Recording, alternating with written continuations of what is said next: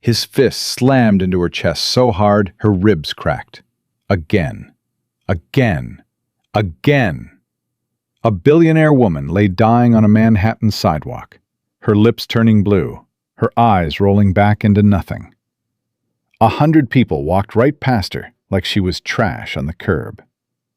But one man dropped to his knees on that filthy concrete and started pumping. He didn't know her name. He didn't know she was worth $4 billion. He didn't know that in exactly 90 seconds, her heart would stop completely. But here's what nobody expected. What happened after she survived didn't just change his life. It destroyed everything he thought he knew about himself. Drop a comment right now and tell me what city you're watching from.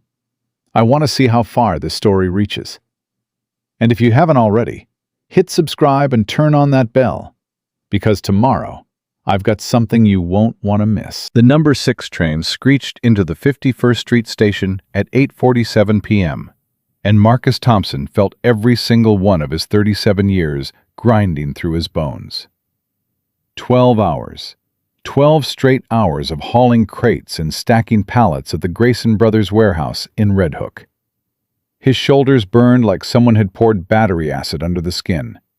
His lower back had locked up around hour 9, and he'd spent the last 3 hours moving like a man twice his age, gritting his teeth through every lift, every twist, every step.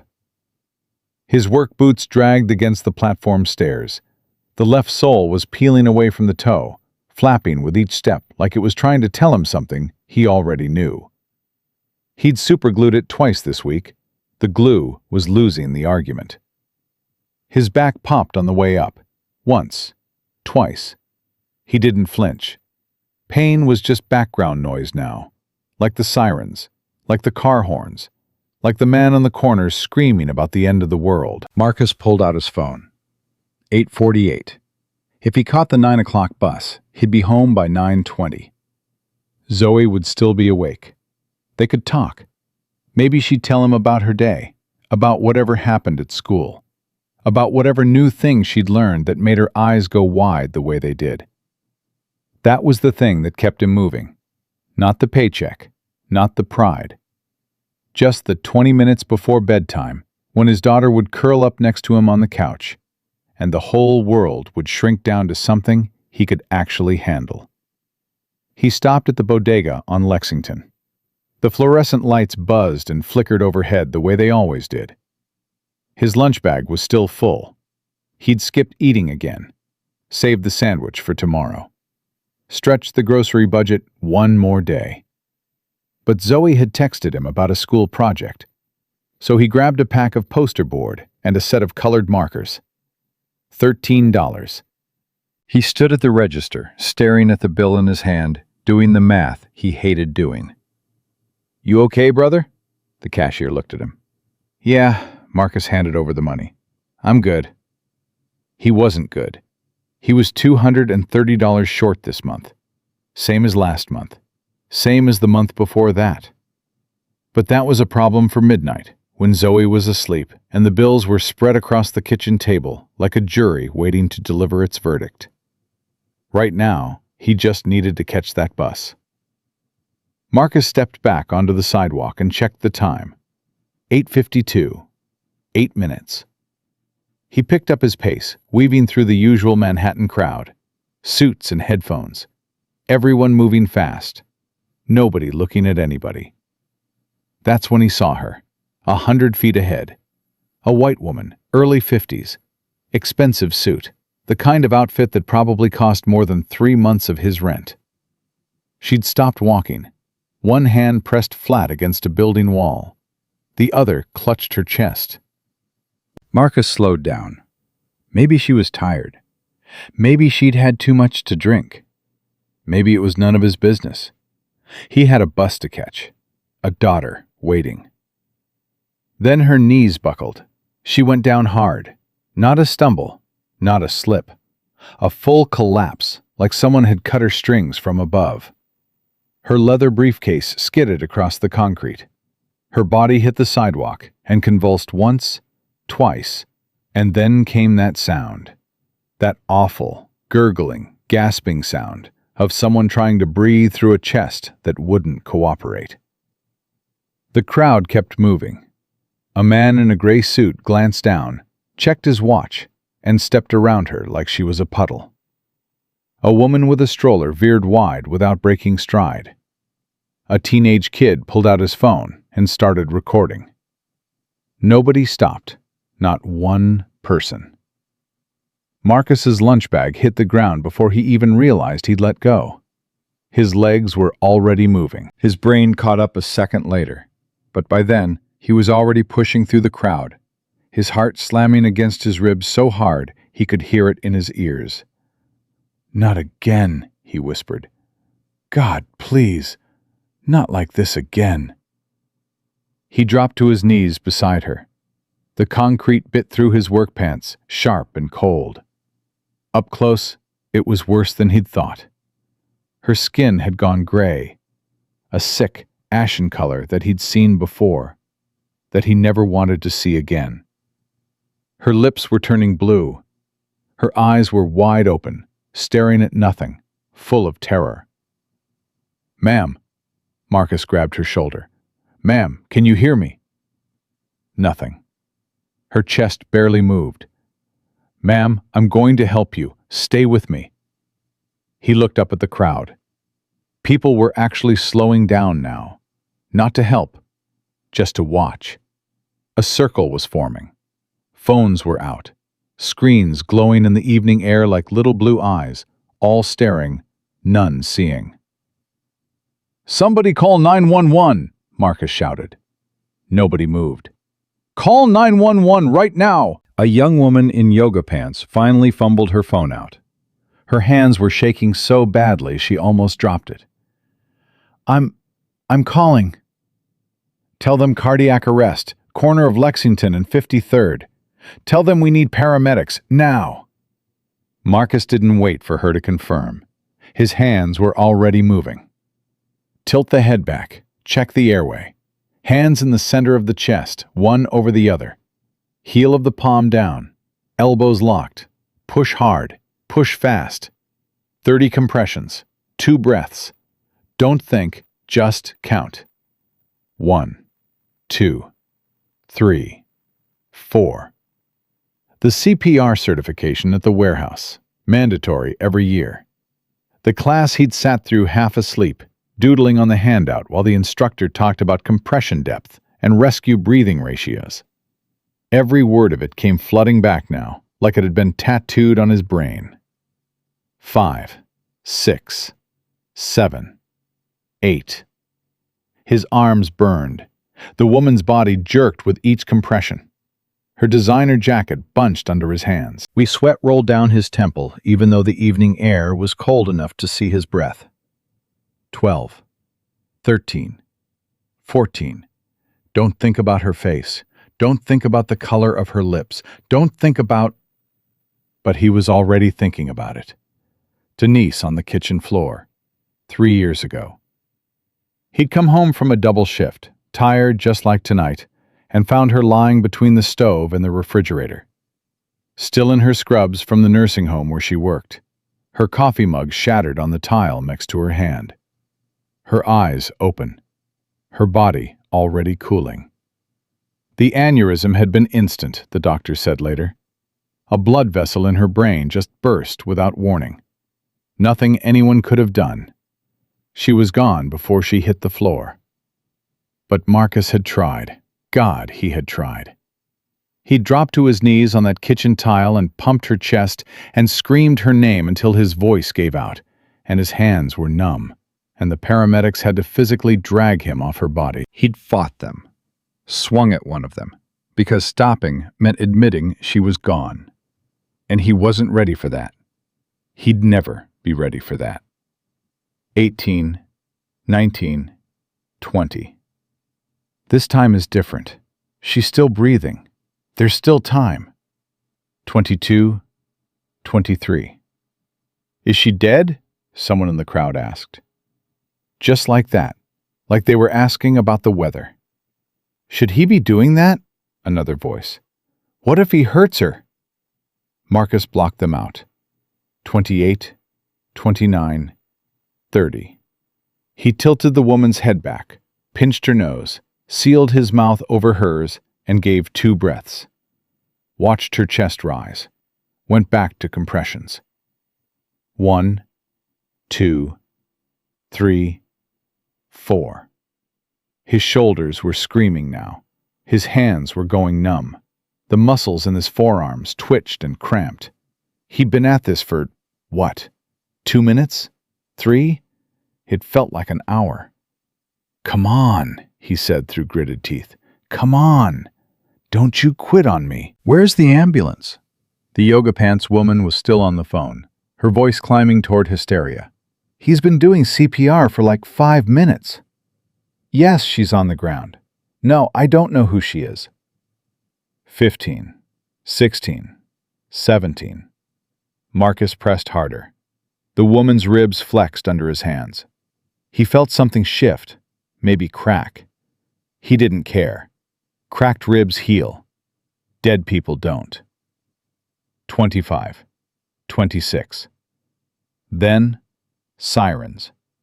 Faint at first, then building, cutting through the noise of traffic and crowd chatter like a blade. 29, 30. 2 more breaths. The paramedics came through the crowd fast. A woman and a man, stretcher rattling behind them, equipment bags bouncing on their shoulders. The woman was Hispanic, late 30s, calm eyes, fast hands. Her name tag read Martinez. "I got a pulse," Marcus said. His voice sounded like it belonged to someone else. Raw, scraped, hollow. "Weak, but it's there." Martinez dropped beside the woman and took over without hesitation. Her partner was already on the other side, fitting an oxygen mask, attaching monitors. "How long was she down?" Martinez asked. "Maybe 2 minutes before I got to her. I did compressions for about 3, 4 minutes." Martinez looked up at him, just for a second. Something flickered across her face. Surprise, maybe. Respect. "You saved her life," she said. Then she was back to work, calling out vitals, directing her partner.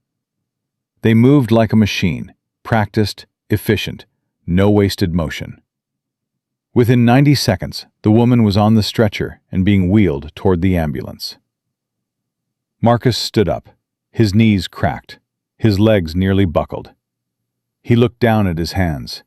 They were shaking badly, trembling like he was standing in a blizzard instead of a Manhattan sidewalk. The woman's briefcase was still on the ground, papers scattered around it. Marcus gathered them up carefully, the way you handle things that belong to someone who might not be alive in an hour, and handed the briefcase to Martinez as they loaded the stretcher. "Thank you," Martinez said. "What's your name?"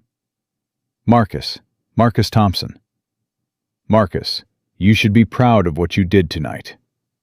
Then the ambulance doors slammed shut. The siren screamed.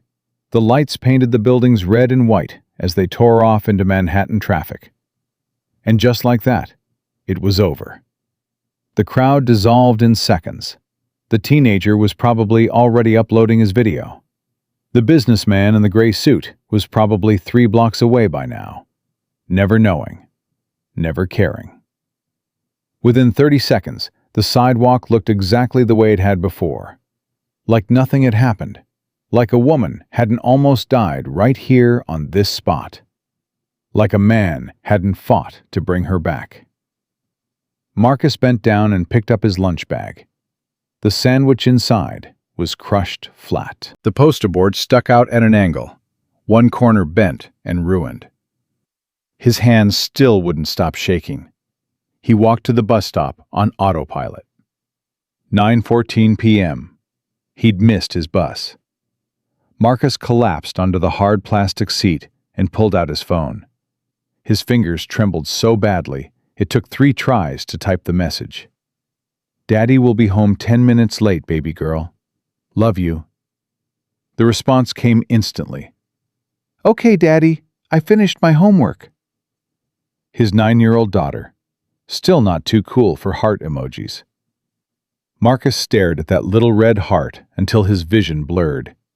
He put the phone away and pressed his palms flat against his thighs, trying to force the shaking to stop. It didn't. The next bus pulled up at 9:22. He climbed on, found a seat in the back, and watched Manhattan slide past the window.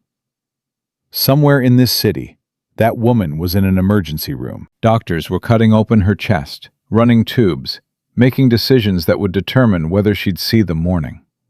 And here he was, just trying to get home to his kid. He'd probably never know if she made it. That was fine. He did what he could. He did what Denise would have wanted him to do. That had to be enough. The bus dropped Marcus off at 9:34 p.m. 5 flights of stairs to climb. The elevator had been broken for 6 months. The landlord kept promising. Nobody believed him anymore. Marcus's legs protested on every step. 3rd floor, the Garcias shouting at each other through the walls. 4th floor, somebody's TV blasting a basketball game. Normal sounds. Home sounds. He reached apartment 5C and paused, hand on the doorknob. Through the thin door, he heard it. Zoe's laugh. Bright and clear, like a bell ringing in a quiet church. Whatever weight he'd been carrying suddenly got lighter. The door flew open before he could turn his key.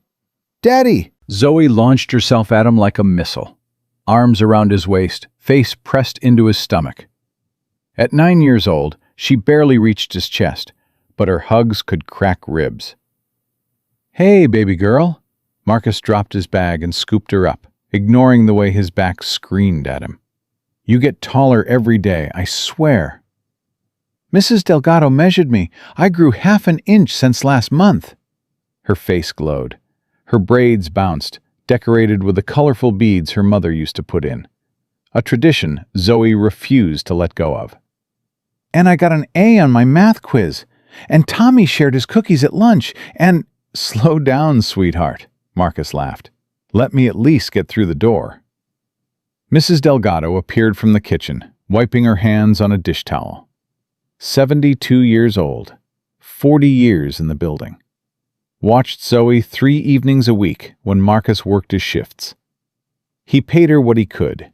She never once said it wasn't enough. "She ate already," Mrs. Delgado said. "Rice and chicken. Homework's done too." "Smart girl, you're Zoe." "Thank you, Mrs. Delgado. I honestly don't know what we'd do without you." The old woman waved him off. "We take care of each other. That's what neighbors do." She patted Zoe's head as she passed. "Be good for your daddy, mija." "Good night, Mrs. Delgado." The door clicked shut, and it was just the two of them. The apartment was small. Living room, kitchen, and dining area, all one space. 2 tiny bedrooms, 1 bathroom. 600 square feet of everything they had. Marcus's stomach growled. He'd skipped lunch.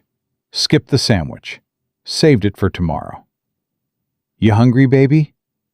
"No, but you need to eat. I'll help." Zoe was already pulling out a pot, filling it with water, moving around the kitchen like she'd done it 100 times before. Because she had. 20 minutes later, they sat across from each other at the kitchen table. Spaghetti with sauce from a can. Boiled greens on the side. Same meal they'd had 3 times this week. Zoe twirled her fork in the pasta, then looked up at him with those big brown eyes. Denise's eyes. The exact same shade.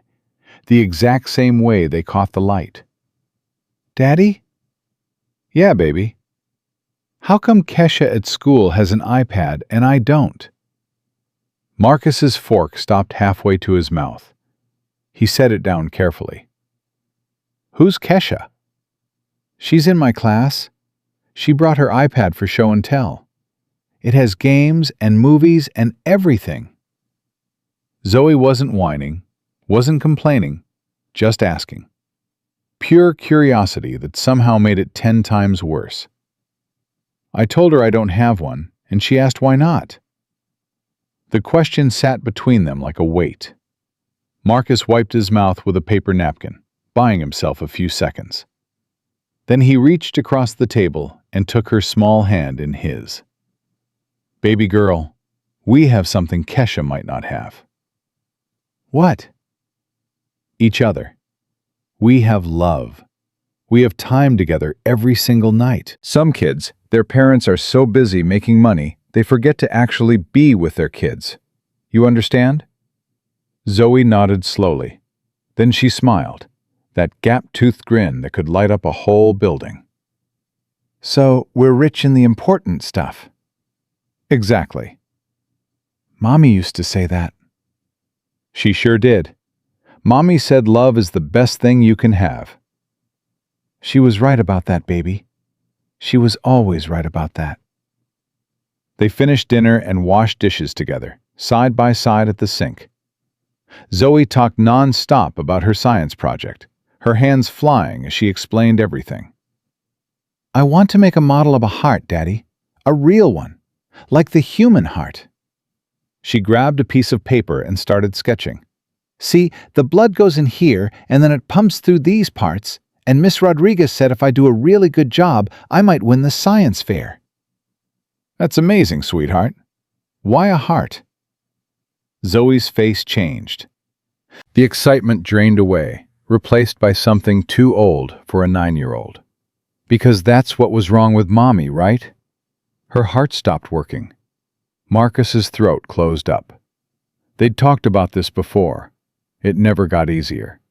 That's right, baby. Mommy had something called an aneurysm. Her brain and her heart stopped talking to each other.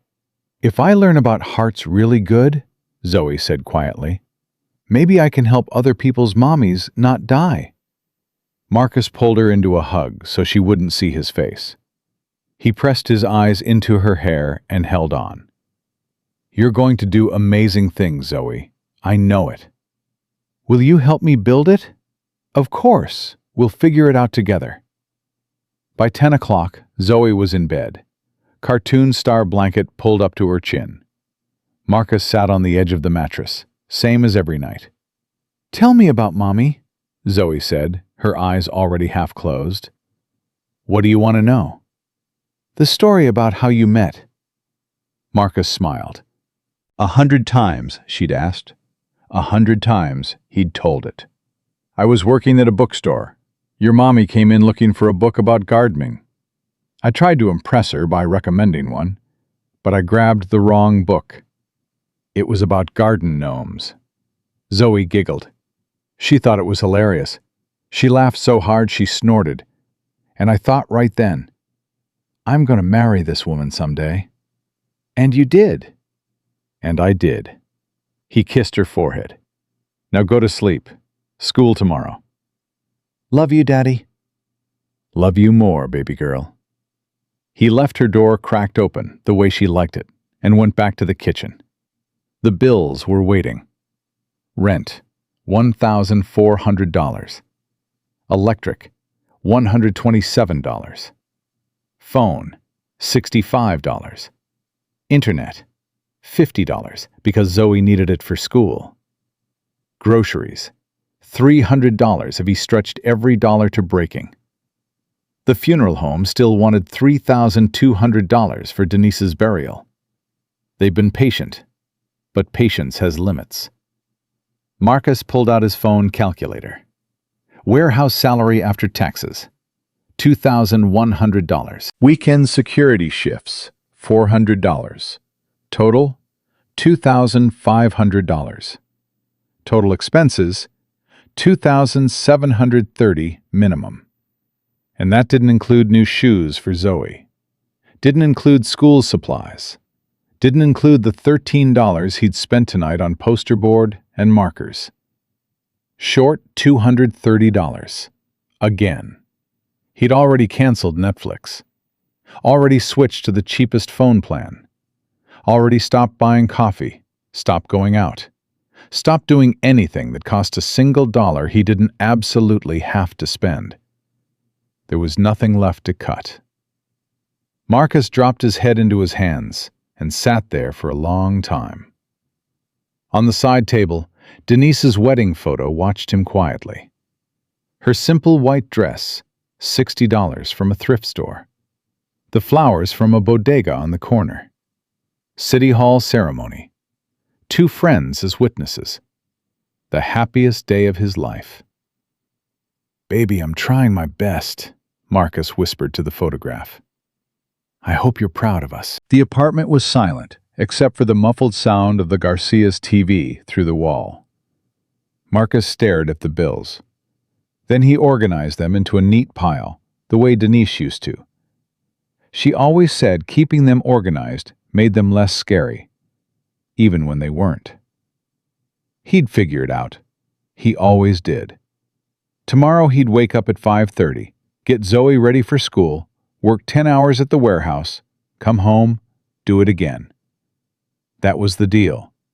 No dreams, no what-ifs, just one day at a time. But tonight, just for a minute, Marcus let himself feel all of it. The loneliness, the exhaustion, the constant grinding fear that he wasn't enough, that Zoe deserved better, that Denise was watching from somewhere, disappointed in the mess he'd made of things. Then he stood up, turned off the kitchen light, went to bed. Because tomorrow, Zoe would wake up smiling. And that was worth everything. 3 days passed. Marcus went back to his routine. Warehouse shifts, weekend security, homework help, bedtime stories. He didn't think about the woman on the sidewalk, not once.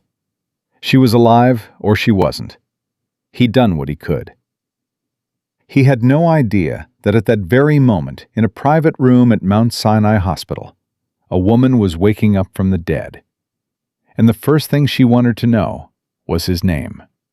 Catherine Elena Whitfield opened her eyes to white ceiling tiles and the steady beep of machines she didn't recognize. Everything hurt. Her chest felt like someone had parked a truck on it and left it running. Her throat was raw, scraped like she'd swallowed broken glass. Her arms were heavy with tubes and tape and things she couldn't name. For a long, disorienting moment, she had no idea where she was or why her body felt like it had been taken apart and reassembled by someone in a hurry. Then it hit her. All of it. The crushing pressure in her chest on that sidewalk. The sky tilting sideways. The concrete rushing up to meet her face. And then, hands. Strong hands pressing against her sternum. A voice cutting through the roaring in her ears, calm and steady, refusing to let her go. "Miss Whitfield." A face appeared above her. A black woman, late 40s, white coat, stethoscope around her neck. Eyes that were kind, but carried the weight of someone who delivered bad news for a living. "I'm Dr. Williams, head of cardiology. You're at Mount Sinai. You've been here about 6 hours." Elena tried to speak. Her mouth was a desert. Dr. Williams held a cup with a straw to her lips. "Small sips. Your throat's going to be sore from the intubation." Elena took 2 sips that felt like swallowing fire. Then she managed one word. "What happened?" "You had a massive heart attack." Dr. Williams pulled up a chair and sat down. Something about that gesture, the sitting, the settling in, told Elena this was going to be worse than she thought. "Technically, you were clinically dead for approximately 90 seconds. Elena stared at her. "A bystander performed CPR on you until paramedics arrived. That man saved your life, Miss Whitfield. Without him, we would not be having this conversation right now." Dead. She'd been dead. 90 seconds of nothing. No heartbeat, no breath, no billion-dollar company, no corner office, no private jet, no name on a building. Just a body on a sidewalk that 100 people walked past. But one didn't walk past. "Who was he?" Elena's voice came out like sandpaper. "I need to thank him. I need to find—" He didn't leave his name. The paramedic said he helped load you into the ambulance, and then he was just gone. By the time anyone thought to get his information, he'd disappeared. That's not possible. Elena gripped the bed rail so hard her knuckles went white. Security cameras, witnesses, someone saw something. I'll have the hospital administrator contact you about that. Right now, you need to rest. We're keeping you here at least a week for observation. But Elena was already reaching for her phone on the bedside table. Her fingers shook so badly she could barely hold it. Miss Whitfield, you really should. I need to make one call. The CEO voice. The voice that closed deals and ended arguments and made boardrooms go quiet. Please, doctor. Williams hesitated. Then she nodded and left. Elena dialed David Ortega, head of her personal security team. He picked up before the first ring finished. Miss Whitfield, thank God. I heard about... David, I need you to find someone. A man, probably in his 30s, black. He was on the corner of Lexington and 53rd last night, around 9 p.m. He performed CPR on me. The paramedics said he left before anyone got his name. I'll get on it immediately. I want everything. Name, address, background. I don't care what it costs or how long it takes. Find him. Understood. Are you okay? Should I come to the... I'm alive because a stranger saved me and didn't even wait around for a thank you. Elena looked at the IV in her arm, at the monitors tracking every beat of a heart that had tried to quit on her. Find him, David. She hung up and lay back against the pillows. Exhaustion pressed down on her like a physical weight, but her mind wouldn't stop. Someone had saved her life and wanted nothing for it.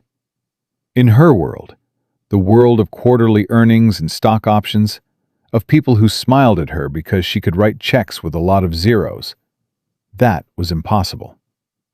Everyone wanted something. Everyone had an angle. That was the first lesson her father had taught her about business, and 30 years had proven him right every single time.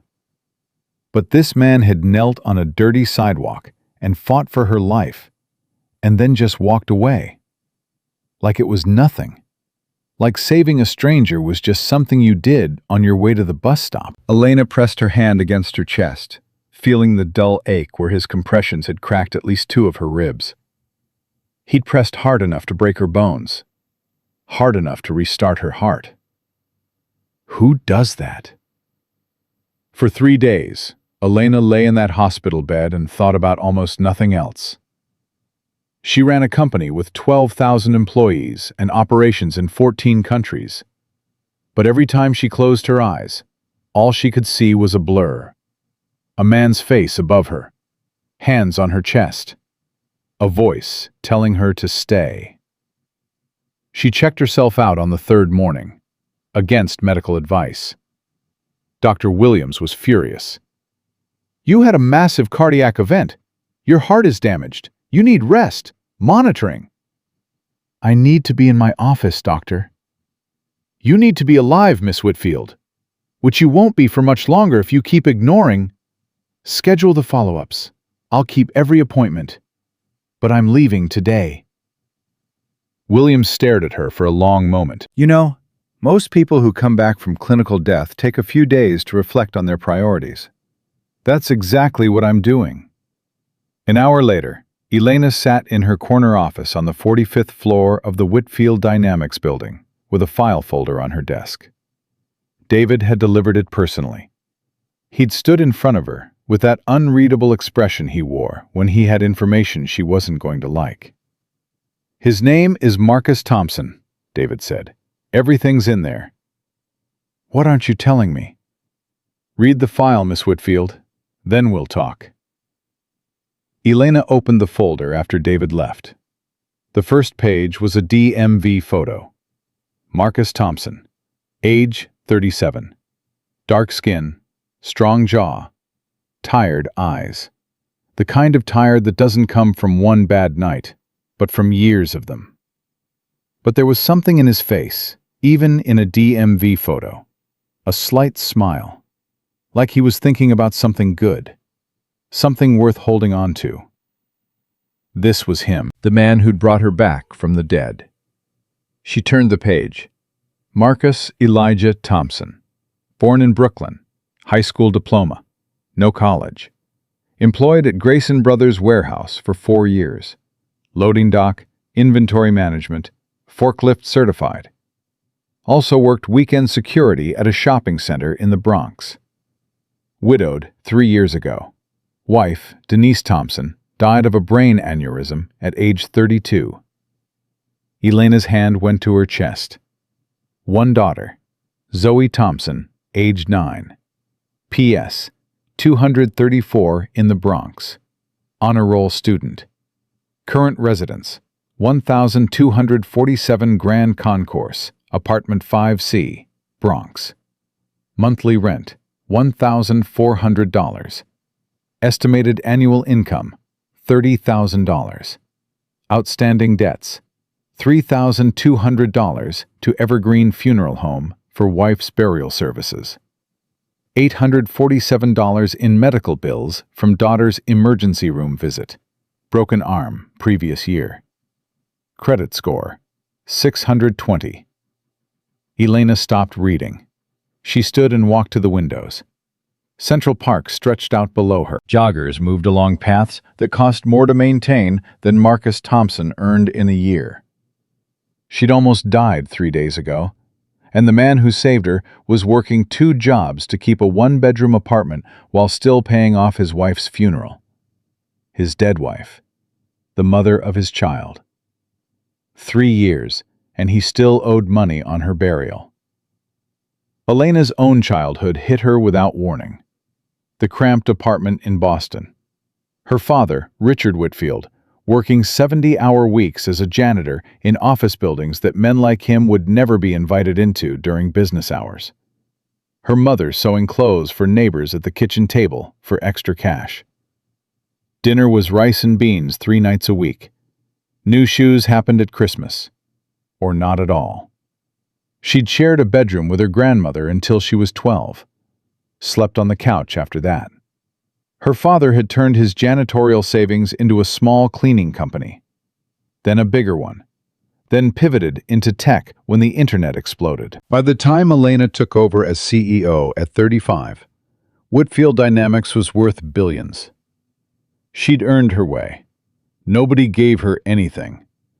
But somewhere along the line, she'd forgotten what it felt like to choose between the electric bill and groceries. She'd forgotten what exhaustion looked like when it lived in your bones permanently. She went back to the desk. The last page in the file was a photo pulled from social media. Slightly grainy. Marcus and a little girl at what looked like a school event. Both laughing at something off camera. The girl wore a homemade costume, probably for a play. Marcus had his arm around her shoulders. His face was different here than in the DMV photo. Open, unguarded, full of something money couldn't manufacture. Despite everything the file said, the debt, the loss, the grinding daily survival, they looked happy. Not performing happiness, not the kind of happy you put on for Instagram. The real thing. Elena stared at that photo for a long time. Then she picked up the phone. Jennifer, cancel the board meeting. Cancel? But Miss Whitfield, it's been on the schedule for... Reschedule for next week, and clear my afternoon tomorrow. Is everything all right? Elena looked at the photo again.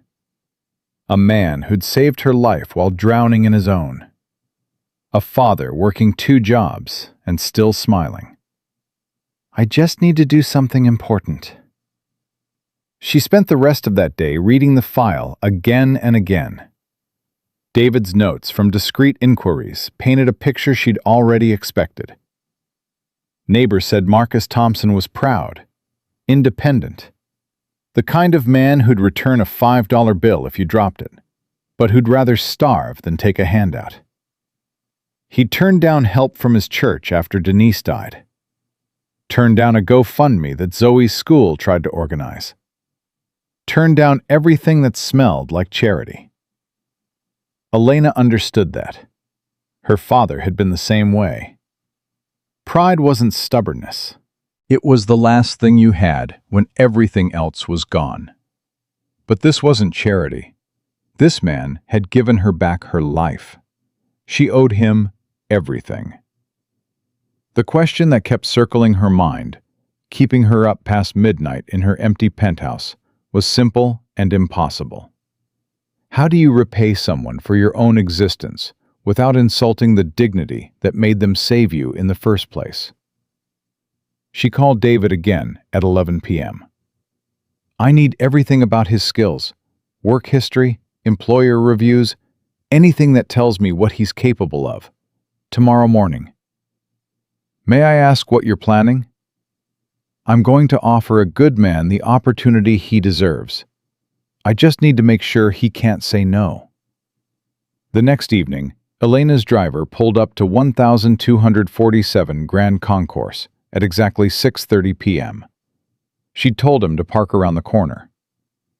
A white woman stepping out of a Mercedes with tinted windows in this neighborhood would generate exactly the kind of attention she didn't want. She climbed 5 flights of stairs. By the 3rd floor, her chest ached, a sharp reminder that she'd had a heart attack 72 hours ago. By the 5th floor, she had to stop and lean against the wall, breathing hard, wondering if this was what Marcus did every single night after 12 hours of manual labor. Apartment 5C. She could hear voices inside, a child's laughter, a man's low response. She almost turned around. This was insane.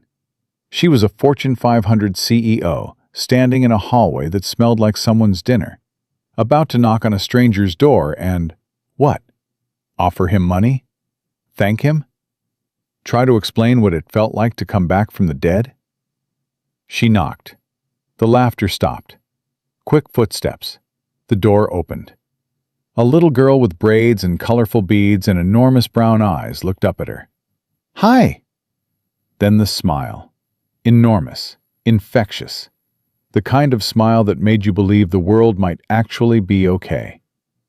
Daddy, there's a pretty lady at the door. Movement behind her. Then Marcus appeared. Faded t-shirt, jeans, barefoot, clearly just home from work. His expression shifted from curious to stunned in about half a second. Recognition hit him like a wall. It's you, he said. It's me. Elena tried to smile, despite her heart hammering against her damaged ribs. I'm Elena Whitfield. You saved my life last Tuesday. Marcus's hand went to the back of his neck. I just did what anyone would do. I'm glad you're okay. Anyone wouldn't have done it. 100 people walked past me. You stopped. She pulled an envelope from her purse. Her hands shook slightly. I came to thank you properly. Daddy, who is she? Zoe tugged his shirt. This is the lady I told you about, baby. The one who was sick. Zoe's eyes went wide as dinner plates. You saved her? Like a superhero? Not a superhero, just... Please, Elena said. May I come in? Just for a moment? Marcus hesitated, then stepped back. Of course. Where are my manners? Come in. The apartment was exactly what the file had described and nothing like what the file had described. 600 square feet, yes. Old furniture, yes. But it was clean and careful and covered with evidence of love. Zoe's drawings everywhere. Library books overflowing from a shelf. A blanket in bright colors draped over the couch. Can I get you something to drink? Marcus called from the kitchen. We've got, water. Or water. Elena laughed before she could stop herself. A real laugh. The kind she hadn't made in years. Water would be lovely. You're really pretty, Zoe said, staring up at her. Are you a movie star? Zoe, Marcus called. Her name is Zoe, actually, Elena said gently, then caught herself. I'm sorry, It's fine.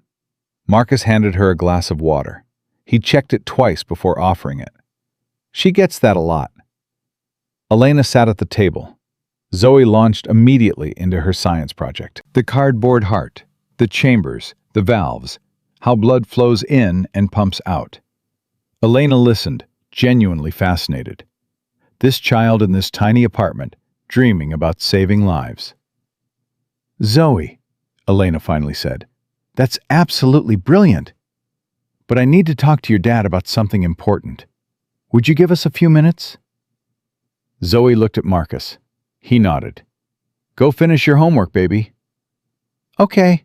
Bye, pretty lady. When she was gone, Elena slid the envelope across the table. This is $50,000. It's not nearly enough for what you did, but I wanted... "I can't accept that." He didn't touch it, didn't even look at it. You saved my life, Marcus. "I did what any decent person would do." His voice was steady but firm. "I didn't help you for money, Miss Whitfield." Elena, and I know you didn't, but... "If I take that money," Marcus interrupted, and his eyes finally met hers, "it turns what I did into a transaction. Like I saved you because there was a payoff waiting. Like I wouldn't have done it if you were broke." He shook his head. "My wife used to say that doing the right thing is its own reward. I believe that." Something tightened in Elena's chest that had nothing to do with her heart condition. Your wife was a wise woman. She was. Marcus glanced at the wedding photo on the side table. She would have done the same thing I did. Probably would have done it better, honestly. "Daddy!" Zoe's voice from the bedroom. "I need help with my math." "1 second, baby." Marcus turned back to Elena. "Look, I appreciate you coming all the way out here. I really do. But I can't take your money. I'm just glad you're okay." "But Daddy, it's word problems, the hard ones." "I'm sorry," Marcus said, standing. "I need to go help my daughter with her homework." Elena stood too. The envelope sat between them, untouched. She felt something she hadn't felt in years. Not frustration exactly, though there was that. More like awe. In her world, everyone had a price. Everyone wanted something. But here was a man turning down enough money to erase his debts and change his daughter's life, because taking it would cost him something money couldn't buy back. She picked up the envelope and put it back in her purse. Then she pulled out a business card. "If you ever need anything, and I mean anything, please call me." Marcus took the card, glanced at it, slipped it into his pocket. "Good night, Miss Whitfield." "Good night, Marcus." She walked down all 5 flights in a daze. The $50,000 was still in her purse. She'd come here to help him. Instead, she'd been shown something that stopped her cold. What real wealth looked like when it had nothing to do with money. Her driver was waiting. Elena slid into the back seat and sat in silence as they pulled away. Manhattan glittered through the windshield. Her penthouse was waiting. 4,000 square feet of emptiness. She needed a different plan. Marcus Thompson would never accept charity.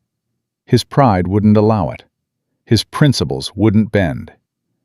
But maybe, just maybe, he'd accept an opportunity. If she could make him see it wasn't a gift. If she could make him believe he'd earned it. Elena pulled out her phone and called David. "I need his full work history, employer evaluations, every supervisor he's ever had. I want to know exactly what he's good at, and I need it by tomorrow morning. May I ask, I'm going to offer him a job, a real one he's actually qualified for. And I need to build the case so airtight that his pride can't find a single crack in it." She hung up and stared out the window at the city sliding past. Somewhere in the Bronx, in a 500-square-foot apartment on the 5th floor of a building with a broken elevator, a man was sitting at a kitchen table, helping his 9-year-old daughter with word problems. The same man who'd knelt on a sidewalk and fought death with his bare hands and then walked away without asking for a thing. Elena pressed her palm flat against her chest. 2 cracked ribs throbbed beneath her fingers. The bones he'd broken to bring her back. She'd find a way to reach him, not because she owed him, though she did, more than she could ever calculate, but because she recognized something in Marcus Thompson that the world had overlooked. The same thing someone had once recognized in her father, back when he was just a janitor with calloused hands and a daughter sleeping on the couch. Potential. Buried under exhaustion and grief and $230 of monthly debt. But there, burning steady, like a pilot light that refused to go out. 3 days later, Elena came back to apartment 5C. No envelope this time. A leather portfolio with a job description she'd rewritten 4 times and a salary number she'd argued with her HR director about for an hour. Marcus answered the door in his warehouse uniform, keys in hand, clearly about to leave for his shift. His face shifted when he saw her. Not surprised this time, just guarded, careful. Miss Whitfield, I thought I know what you said about the money. This isn't that. She held up the portfolio. 5 minutes, please. Then I'll drive you to work and Zoe to school. Zoe appeared behind him, backpack on. The pretty lady's back. 5 minutes later, Elena sat at the same kitchen table and slid the paper across. Facilities Operations Manager, Whitfield Dynamics. You'd oversee building maintenance, safety systems, vendor management, staff coordination. Starting salary, $78,000 a year. Full health insurance, dental, vision, 401k with company match. Marcus stared at the paper like it might bite him. You're joking. I spent 3 days reviewing your work history. Your supervisors at Grayson called you the most reliable person they've ever employed. You solve problems nobody else can solve. People respect you. Elena leaned forward. I don't need another MBA who looks good in a suit. I need someone who knows how buildings actually work. This is because I helped you. This is because my company needs someone exactly like you. And I wouldn't have known you existed if you hadn't helped me.